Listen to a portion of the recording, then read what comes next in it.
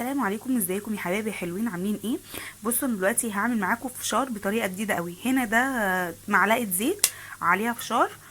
تمام، اول ما يبتدي يعني نقلب فيها الذره كويس، وبعد كده نحطها في الحله ونغطي عليها طبعا زي كده عشان هو خلاص ابتدى يطرقع.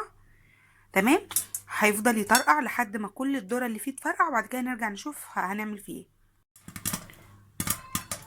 بصوا هنا الحله عماله تفرقع، هو كده لسه ما استويش. اول ما الحله تبطل صوت خالص وتبطل فرقعه تعرفوا ان هو استوى، وما تسيبوهوش كتير علشان ما يتلسعش من تحت. بصوا هنا خلاص الفرقعه بتخلص. بصوا خلاص كده، خلاص استوى. هطفي عليه بقى ونكمل.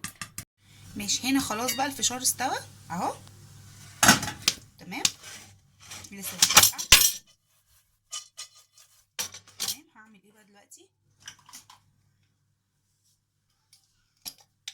هرش عليه رشه ملح بسيطه خالص، يعني بصوا في صباعي كده رشه بسيطه خالص، عشان احنا عايزين اللي بالملح وعايزين منه شكل تاني.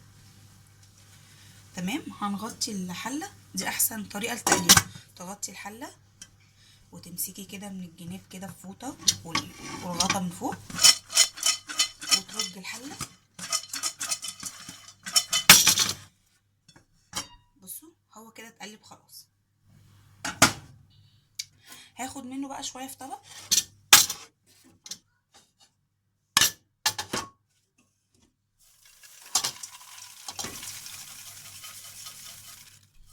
تمام، ده اللي بالملح. ممكن لو انا عاوزه اديله تابل عندي من البيت، ممكن احط له يعني بصوا حاجه كده بسيطه، بودره بصل وبودره ثوم. ده هيديله طعم وريحه حلوه قوي.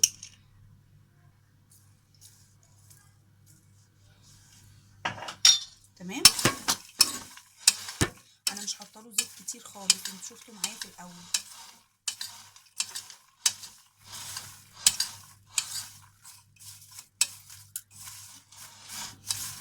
طعم حلو جدا. ده كده اول حاجه. تاني حاجه بقى هنجيب الحله تاني. انا بصوا هنا معايا عسل اسود. بصوا على الكميه دي كلها، بصوا معلقه واحده كبيره. مش عايزه اقول لكم بقى اللي بالعسل الاسود ده بيطلع فظيع.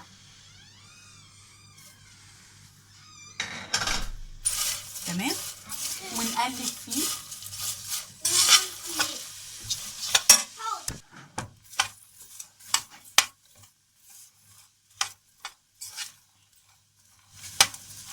بصوا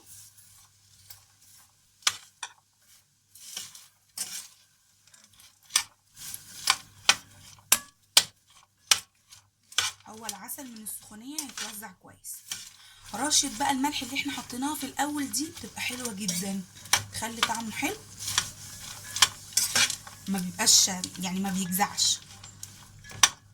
ممكن نزود نص معلقه تاني لان العسل قليل.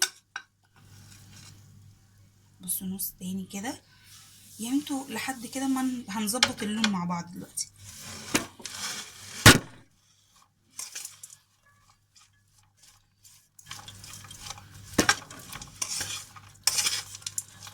اهو كده بقى تمام جدا.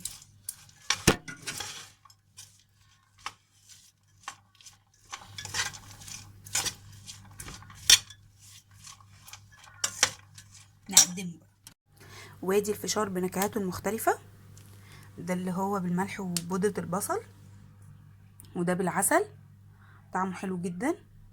لو عجبك الفيديو لايك وشير وسبسكرايب.